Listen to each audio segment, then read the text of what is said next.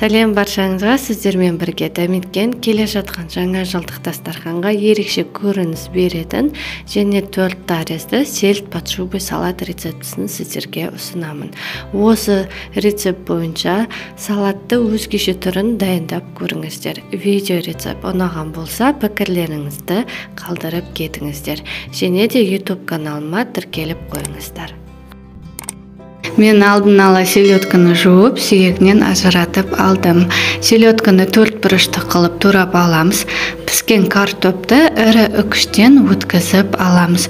Бөлек-бөлек ыдыста сәбіз бен жұмыртқаны осындай ұсақ үкіштен өткізіп аламыз.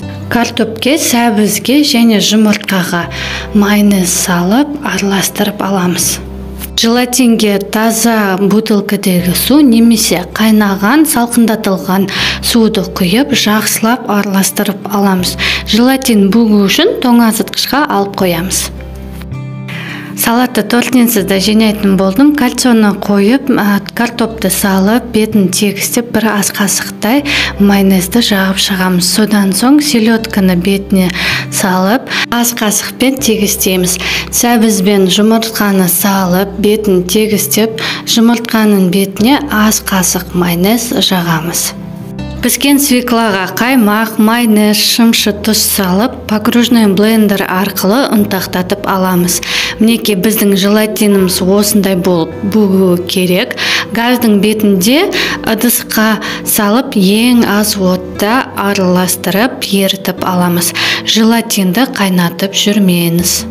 Ерітілген желатинді массаға салып, араластырып аламыз. Салаттың үстіне құйып, қату үшін салатты тоңазытқышқа қоямыз. 3-4 сағат уақыт өтті. Салатты тоңазытқыштан шығарып, кальциядан босатып, ақырындап шығарып аламыз. Осымен салатымыз дайын болды, ас болсын. Видео ұнаған болса, YouTube каналыма тіркеліп қойыңыздар. Сіздермен бірге болған дәметкен.